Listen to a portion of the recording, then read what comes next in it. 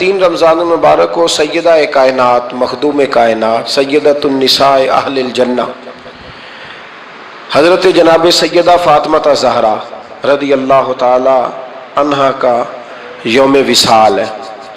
और मेरे नबी करीम अलैहिस्सलातु सलाम ने अपनी शहज़ादी से बड़ा प्यार किया। हुजूर ने अपनी इस बेटी की बड़ी तरबियत फरमाई है। नबी करीम अलैहिस्सलाम ने उस दौर के अंदर के जब लोग बेटियां दफन कर देते थे, जिंदा जमीन में गाड़ देते थे, हुजूर ने बेटी की इज्जत का, हुर्मत का, हुकूक का नारा लगाया।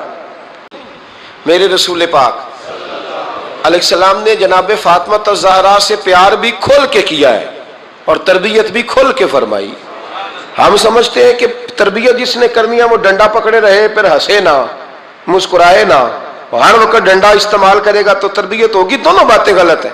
तरबियत भी करनी है और प्यार भी करना है। हजरत फातिमा ज़हरा हुजूर अलैहिस्सलाम की 7 औलादें हुई, 3 बेटे और 4 बेटियां, और चारों बेटियों में सबसे छोटी हैं जनाब फातिमा। नबी पाक की 4 बेटियां हैं, 4 बेटियां हुजूर की। चूंकि पहली 3 बड़ी थीं, जल्दी शादियां हो गई, अपने घरों को चली गई। जनाब फातिमा सबसे छोटी थी, ज्यादा वक्त नबी पाक के साथ रही, और फिर शादी के बाद भी हुजूर के बिल्कुल करीब रही।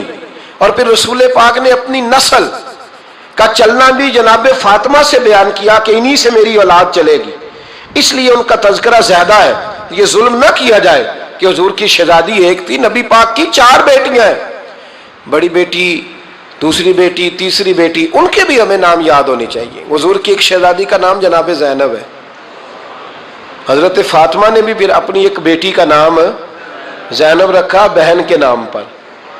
हजरत नबी करीम अलैहिस्सलाम की एक साहबजादी का नाम रुकैया है। हजरत फातिमा ने भी अपनी एक बेटी का नाम रुकैया रखा, अपनी बहन के नाम पर। हजरत फातिमा की एक बहन का नाम उम्मे कुलसूम है।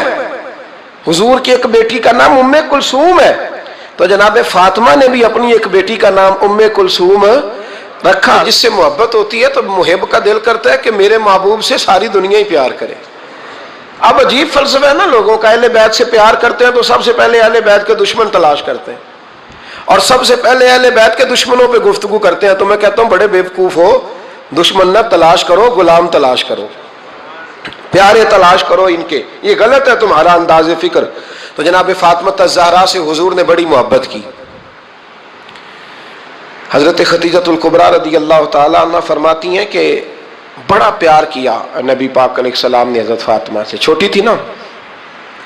उधर हजरत आयशा सिद्दीका कहती हैं कि नबी पाक ने बड़ी मोहब्बत फरमाई। मिशकात में हदीस है, किसी ने हजरत फातिमा ज़हरा हजरत आयशा सिद्दीका से पूछा, सच्चे बाप की सच्ची बेटी, सिद्दीक की बेटी सिद्दीका। किसी ने पूछा कि आयशा हुजूर अलैहिस्सलाम को सबसे ज्यादा मोहब्बत किससे थी? तो हजरत आयशा फरमाने लगी, पूछने वाली बात ही कोई नहीं, हुजूर सबसे ज्यादा सैयदा फातिमा से प्यार करते थे। तो कहा फिर ये बताएं कि मर्दों में हुजूर को सबसे ज्यादा प्यार किससे था? फरमाया ये भी पूछने वाली कोई बात नहीं, फातिमा के शौहर मौला अली से। ये हजरत आयशा सिद्दीका बयान करती हैं उनके शौहर से। अब लोग ना तराजू लेके बैठे रहते हैं और तोलते रहते हैं। पीर सैयद फैजुल हसन शाह साहब आलो मुहारवी रहमतुल्लाह अलैह, उनके पास भी एक बंदा चला गया। तो उसने कहा जी बताएं हजरत आयशा अफजल है कि हजरत फातिमा? तो आप फरमाने लगे तुझे ये सवाल ही नहीं करना चाहिए था, इसलिए कि तेरे और मेरे पास कोई तराजू मौजूद है। उसने कहा जी नहीं आप बताएं, बताना पड़ेगा। आप फरमाने लगे नहीं बताता। कहने लगा नहीं बताए। फरमाने लगे चल मैं एक बात बता देता हूँ, फैसला घर जाके कर लेना। उसने कहा बताएं। आप फरमाने लगे कि आयशा बेटी है अबू बकर सिद्दीक की और फातिमा बेटी है नबी पाक की। तो फरमाने लगे कि अबू बकर की जो बेटी है ना वो नबी पाक की बेटी से अफजल नहीं हो सकती। और फिर फरमाने लगे कि फातिमा ज़ौजा है मौला अली की और आयशा ज़ौजा है मुस्तफ़ा करीम की। तो फरमाने लगे जो अली की बीवी है वो नबी की बीवी से अफजल नहीं हो सकती। तो वो कहने लगा जी नतीजा क्या है? फरमाया घर जाके निकाल लेना नतीजा, तू घर जाके निकाल, यहां तराजू पकड़ के ना बैठ। हाँ जो हजरत आयशा ने कहा उस पर गौर कर। حضرت عائشہ خود گواہی دیتی ہیں سب سے زیادہ حضور حضرت فاطمہ سے پیار کرتے ہیں. چھوٹی عمر تھی تو جناب خدیجہ، انداز دیکھیے گا بیٹی کی محبت کا. حضرت خدیجہ فرماتی ہیں حضور جب گھر آتے نا تو دروازے پہ کھڑے ہو کے اونچی آواز میں فرماتے السلام علیکم. کہتے ہیں حضور نہ سلام لیتے، میں جواب دیتی اپنے گھر حضور آئے ہیں پر نبی پاک دروازے پہ ہی کھڑے ہیں. فرماتی ہیں کھڑے رہتے حضور، میں پھر تھوڑا ہنستی اور پھر میں کہتی فاطمہ سنتی ہو؟ اماں جی سنتی ہوں. فرمایا تمہارے ابا آ گئے ہیں دروازے پہ. تو فرماتی ہیں جناب فاطمہ وہاں سے دوڑ کے آتی اور رسول کریم کا دروازہ کھولتی، پھر نبی پاک کو انگلی سے پکڑ کے اندر لاتی. فرماتی ہیں جب تک وہ جاتی نہیں اللہ کے رسول دروازے پہ کھڑے رہتے. وہ انگلی پکڑ کے لاتی، پھر رسول کریم انہیں گود میں بٹھا لیتے. فرماتے ہیں وہ چھوٹی چھوٹی باتیں پوچھتی اور حضور ان کے بڑے بڑے جواب دیتے. وہ چھوٹی چھوٹی باتیں، بچپن کی ایک بات لکھی ہے ہمارے محدثین نے. ایک دن چھوٹی عمر میں، بالکل چھوٹی عمر میں حضرت فاطمہ نے پوچھا یا رسول اللہ میں اپنے رب کو کب دیکھوں گی؟ اللہ اکبر، عمر چھوٹی اور بات بڑی کر دی. میں کب دیکھوں گی؟ تو حضور نے فرمایا فاطمہ بڑی جلدی. رب کریم تمہیں جنت میں لے جائے گا اور ساری جنتی عورتوں کی سردار بنائے گا اور پھر میرا رب تجھے اپنا دیدار بھی کرائے گا. تو جناب فاطمہ الزہرا رضی اللہ تعالیٰ عنہا چھوٹی چھوٹی باتیں کرتی. حضرت خدیجہ کہتی ہیں جب چلے جاتے نا حضور تو میں پھر بلاتی، میں کہتی ادھر آنا فاطمہ، کیا باتیں کر رہی تھی اپنے ابا سے؟ تو کہتی پھر وہ مجھے بتاتی بھی اور راضی بھی ہوتی. یہ سلسلہ آخر تک چلا. یہ حضرت فاطمہ سے راز کی باتیں کرنا حضور کا آخر تک چلا. بخاری مسلم میں حدیث، وہاں راوی حضرت خدیجہ ہے، یہاں راوی حضرت عائشہ صدیقہ ہے. جناب عائشہ صدیقہ کہتی ہیں حضور کے وصال ظاہری سے کچھ دن پہلے خود نبی کریم علیہ السلام نے حضرت فاطمہ الزہرا کو بلایا اور جب وہ آئیں تو کہتی ہیں ان کو میں نے آتے دیکھا تو میں نے پھر حضور کو ان کے استقبال کے لیے کھڑے ہوتے بھی دیکھا. پھر حضور نے ان کا ماتھا چوما، جہاں بیٹھے تھے وہاں بٹھایا، پہلو میں بیٹھ گئے اور فرماتے ہیں پھر باپ بیٹی باتیں کرنے لگے. میں کوئی چیز بنا رہی تھی تو جناب عائشہ کہتی ہے میں نے دیکھا کہ حضور نے ان کے کان میں کوئی بات کہی تو جناب فاطمہ رونے لگ گئی. پھر حضور نے کان میں کچھ کہا تو وہ مسکرانے لگی. کہتی ہیں حضور وہ بات کر کے تشریف لے گئے، فاطمہ ابھی بیٹھی تھی، میں آئی، میں نے آ کے کہا کہ فاطمہ بتاؤ نبی کریم علیہ الصلوۃ والسلام نے آپ سے کیا کہا؟ کبھی ہنستی تھی کبھی روتی تھی. تو فرمایا حضور نے منع کیا ہے، یہ میرا اور میرے نبی کا راز ہے، میں حضور کی حیات ظاہرہ میں یہ بات کسی کو بتا نہیں سکتی. فرماتی ہیں کہ فاطمہ سے تو میں نے پوچھ لیا پر حضور سے پوچھنے کی تو ضرورت ہی نہیں تھی نا، لیکن وہ راز کی بات تھی. کچھ دن گزرے تو حضور بیمار ہو گئے، پھر کچھ دن گزرے تو حضور کا وصال ہو گیا. فرماتے ہیں کچھ عرصے کے بعد میں سیدہ فاطمہ الزہرا سے ملی تو میں نے کہا فاطمہ وہ بھید کھول تو دے، آج تو کھول دے وہ راز کیا تھا. آپ کو بلایا گیا، پھر آپ آئیں، پھر حضور نے بات کی، پھر نبی کریم علیہ السلام کے بات کرنے پر کبھی آپ روئیں کبھی آپ ہنسی، تو یہ کیا تھا؟ تو کہتی ہیں جناب فاطمہ پھر رونے لگی، کہنے لگی ہاں اماں جی اب میں پردہ کھول دیتی ہوں، اب میں راز بتا دیتی ہوں. حضور کا وصال ظاہری ہو گیا.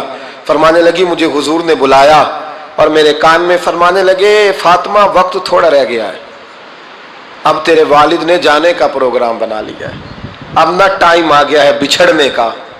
فرماتی ہیں جب میں نے یہ بات سنی تو میں رو پڑی، حضور آپ بچھڑ جائیں گے؟ کہتی ہے میں روئی. ذرا حدیث کے جملوں پہ غور کرنا. ماتی تھوڑی دیر گزری تو حضور نے میرے کان میں کہا فاطمہ پتر رو نہ، بیٹے رو نہ، میرے جانے کے بعد جو سب سے پہلے میرے پیچھے آ کے مجھے ملے گی نا بیٹی وہ تو ہی ہوگی. اللہ کرے میں سمجھا سکوں آپ کو بات. جب کہا نا کہ میں وصال کروں گا تو رو پڑی، اور جب کہا نا میرے بعد تیرا بھی جلدی وصال ہو جائے گا تو حضرت فاطمہ نے ہنسنا شروع کر دیا.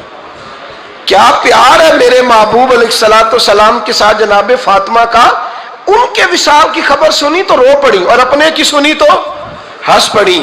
اور پھر حضور نے کہا فاطمہ تجھے یہ بھی پتا ہے نا کہ اللہ تجھے جنتی عورتوں کا سردار بنائے گا، یہ بھی تجھے پتا ہے. تو جناب فاطمہ الزہرا کے ساتھ شروع سے لے کر آخر تک میرے رسول کریم علیہ السلام کی محبت رہی، پیار رہا. اور جناب فاطمہ کا جو حضور سے پیار تھا، ایک ہے باپ کا شفقت کرنا اور ایک ہے بیٹی کا پھر اپنے باپ سے بولیے. یہ بیٹیاں جو ہوتی ہیں نا ان کا بھی رویہ کو انوکھا ہوتا ہے ساری دنیا سے، انوکھا۔ میں کبھی کبھی کچھ ایسی باتیں کرنے کو دل کر جاتا ہے کہ جو کر گزرتے ہیں۔ ایک صاحب مجھ سے ایک دن کہنے لگا، حضرت صاحب بڑی مشکل میں ہوں اور اتنا کٹھن وقت آ گیا کہ کوئی حال ہی نہیں۔ میں نے ان سے کہا کہ اپنی اماں سے دعا کراؤ، مسئلہ ٹھیک ہو جائے گا۔ میں نے لگا اماں تو انتقال کر گئی، تو میں نے کہا بہن سے دعا کراؤ۔ کہنے لگا بہن دور رہتی ہے، تو میں نے کہا پھر بیٹی سے کرا لو۔ آپ یقین کریں، اللہ کے گھر میں بیٹھا ہوں، رمضان کا مہینہ مجھے تیسرے دن ملا۔ کہنے لگا حضرت صاحب الحمدللہ اللہ نے میری مشکل آسان کر دی۔ کہنے لگا یہ نسخہ آپ نے بڑا عجیب بتایا، پیر تو اس قسم کی باتیں نہیں نہ بتاتے، پیروں نے تو آپ کو پتا ہے دعائیں قید کر کے رکھتے ہیں، صرف ہماری قبول ہونی ہے۔ کہنے لگے ہم ان کا میرے ساتھ ارادت کا رشتہ ہے۔ کہنے لگے آپ کس طرح کے پیر ہیں کہ آپ نے مجھے پلٹ کے کہہ دیا کہ اماں سے، بہن سے، بیٹی سے؟ تو میں نے کہا اصل بات یہ ہے کہ میں کبھی تھکا بھی ہوتا ہوں، کبھی کسی رنگ میں بھی ہوتا ہوں، اور کئی دفعہ اب تو یہ حال ہو گیا ہے کہ رونا آئے بھی تو روتے نہیں کہ لوگ تماشا نہ سمجھیں۔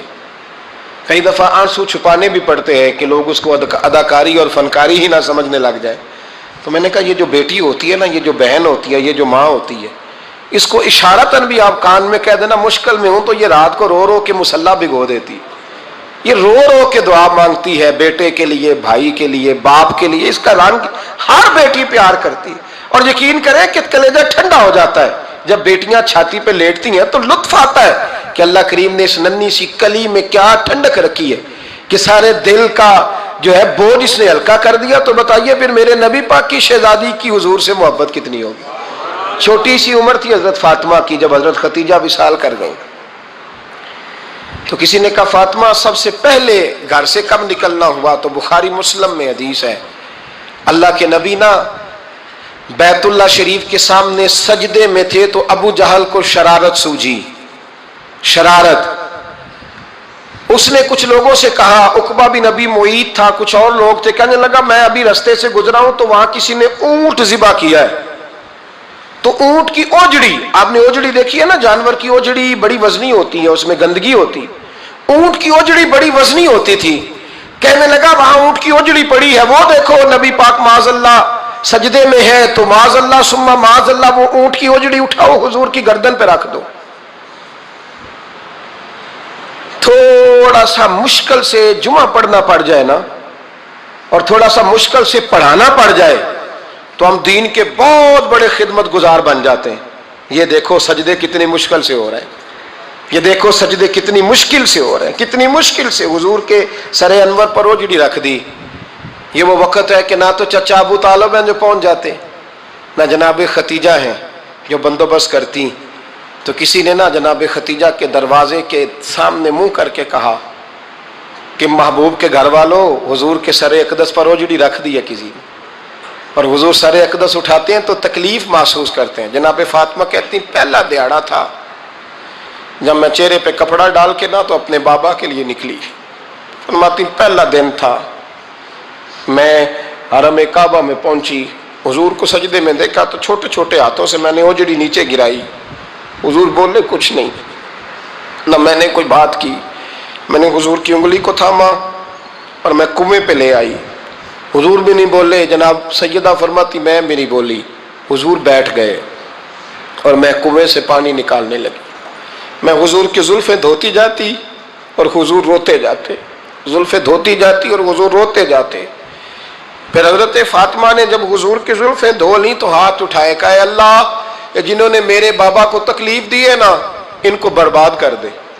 میں رات روایت پڑھ رہا تھا مشکات سے تو میں حیران ہو رہا تھا کہ یہ عجیب منظر ہے، یہ عجیب منظر ہے کہ جب طائف والے پتھر مارے اور نبی کریم علیہ السلام سے حضرت زید بن حارثہ کہ حضور دعا کریں گے تباہ ہو جائے، تو نبی پاک کہ نہیں زید میں نے نہیں ان کے لیے تباہی کی دعا کرنی، یہ نہیں ٹھیک ہوتے تو ہو سکتا ہے ان کی نسلیں ٹھیک ہو جائیں۔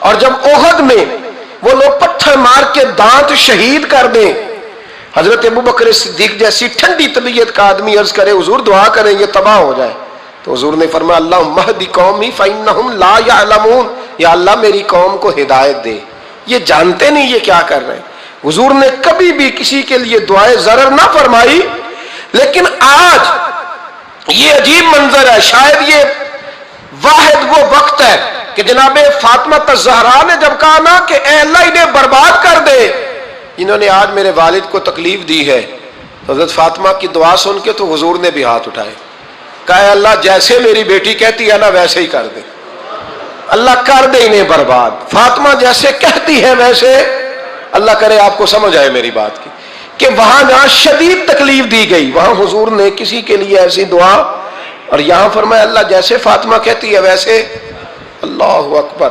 حضرت عبداللہ ابن مسعود کہتے ہیں کہ وہ دعا بھی میں نے سنی، اور پھر میں نے ان سب لوگوں کو جن کے لیے جناب سیدہ نے دعا کی تھی، ان سب کو پھر میں نے بدر میں کٹتے ہوئے بھی دیکھا، میں نے ان کی لاشوں پر گھوڑے چلتے ہوئے بھی دیکھے، پھر میں نے دیکھا کہ صحابہ انہیں گھسیٹ کر کنووں میں ڈال رہے تھے، میں غور سے دیکھ رہا تھا اور ان کے چہرے پہچان رہا تھا، تو مجھ سے کسی نے کہا عبداللہ تم کیا غور کر رہے ہو؟ تو میں نے کہا میں غور کر رہا ہوں یہ وہی ہے سارے جن کے لیے سیدہ فاطمہ نے دعا کی تھی کہ یہ برباد ہو جائے، یہ وہی ہے میرے رسول کریم علیہ السلام کی ہر تکلیف کو جناب فاطمہ نے اپنی تکلیف سمجھا، ہر تکلیف کو۔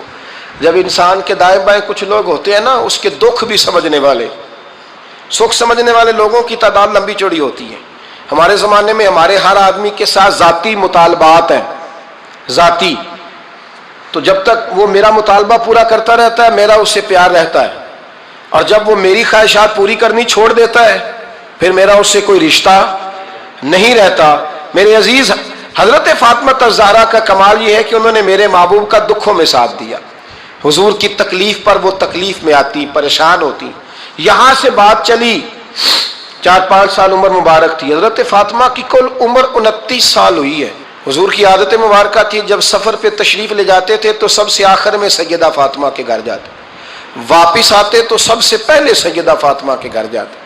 مولا علی کہتے ہیں ایک دن میں نے عجیب نظارہ دیکھا، نبی کریم علیہ السلام سفر سے واپس آنے والے تھے، میں نے حضرت فاطمہ کو اطلاع دی کہ حضور آج پہنچ جائیں گے، تو انہوں نے گھر سارا صاف کیا، سجایا، سنوارا، کھانا پکایا، لیکن فرماتی ہیں جیسے ہی حضور اندر داخل ہوئے نا گھر کے، جناب فاطمہ نے حضور کا چہرہ دیکھا تو ہاتھ پکڑ کے چومنے لگی، اور کہتے ہیں جب انہوں نے سر اٹھایا تو ان کا چہرہ سارا آنسوؤں سے بھرا ہوا تھا۔ رسول کریم نے بیٹی کے سر پہ ہاتھ رکھا، بٹھا لیا، فرمایا فاطمہ بیٹے رونے والی تو بات کوئی نہیں تھی، کیوں رو پڑی ہو؟ تو عرض کرنے لگی محبوبہ میں بچپن سے دیکھ رہی ہوں، محنت کرتے، جد و جہد کرتے، مشقت کرتے، یا رسول اللہ آج آپ آئے ہیں تو آپ کے چہرے پر تھکاوٹ کے آثار ہیں، حضور وجود تھکا ہوا ہے۔ یا رسول اللہ میں نے ساری زندگی آپ کو کام کرتے دیکھا ہے، مدینے والے حبیب مجھے بتا تو صحیح کام کب تک کرنا ہے؟ کوئی وقت آئے گا جب آپ کی کمر بھی بستر سے لگے، کوئی ٹائم آئے گا آپ گھر میں بیٹھیں من پسند غذائیں کھائیں، حضور کب تک یہ جد و جہد کرنی ہے، کب تک یہ کام ہوگا؟ جناب فاطمہ فرماتی حضور نے میرے آنسو پونچھے۔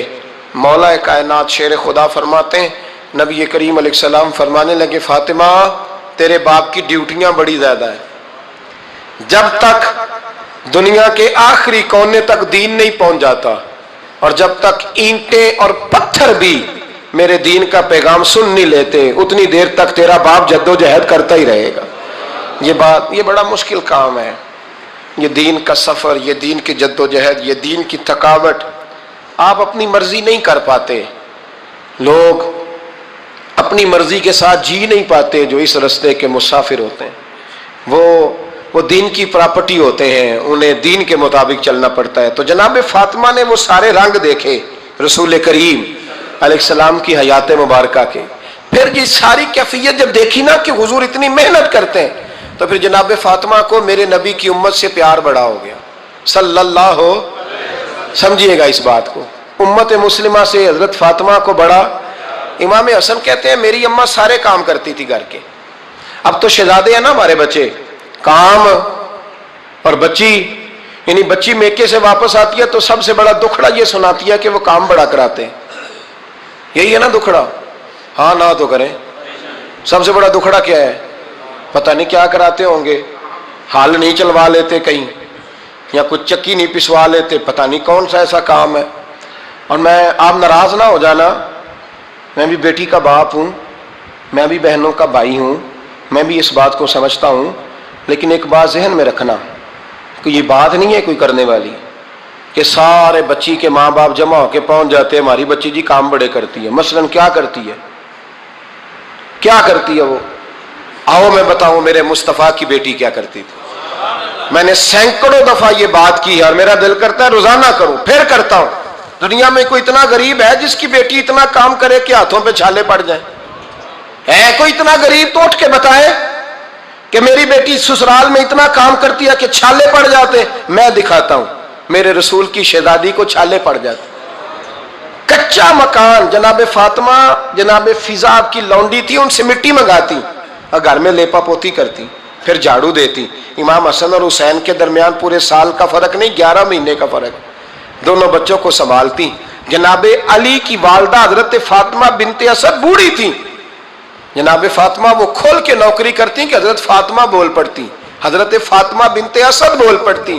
کہتی بیٹے فاطمہ میرا اتنا نہ خیال رکھا کر، تیرے اپنے بھی بچے ہیں. جناب فاطمہ فرماتی آپ صرف علی کی ماں تو نہیں نا، آپ میری بھی تو ماں ہے نا. یہاں بیبیاں فلسفہ بیان کرتی ہیں، وہ کہتی ہیں جی کس حدیث میں آیا ہے ساس سسر کی خدمت فرض ہے؟ میں نے کہا کسی میں بھی نہیں آیا. ہم کیا کہہ رہے ہیں؟ کسی میں بھی نہیں آیا. لیکن یہ تو آیا ہے نا کہ شوہر راضی ہو تو اللہ راضی رہتا ہے.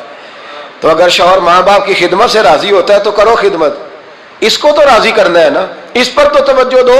حضرت فاطمہ پھر چکی پیستی. چکی چکی یہ آسان جملہ نہیں، کہہ جاتے ہیں ہم، سن لیتے ہیں آپ. چکی پیس کر، جو پیس کر اس کا آٹا بنانا، پھر بچوں کے لیے کھانا پکانا. پھر ایک دن کہنے لگے علی آپ کی آمدن تھوڑی ہے، خرچے زیادہ، چرخا نہیں لا دیتے؟ فاطمہ کیا کرو گی؟ فرمایا تھوڑا سا سود بنا لیا کروں گی، تم بیچ آیا کرنا.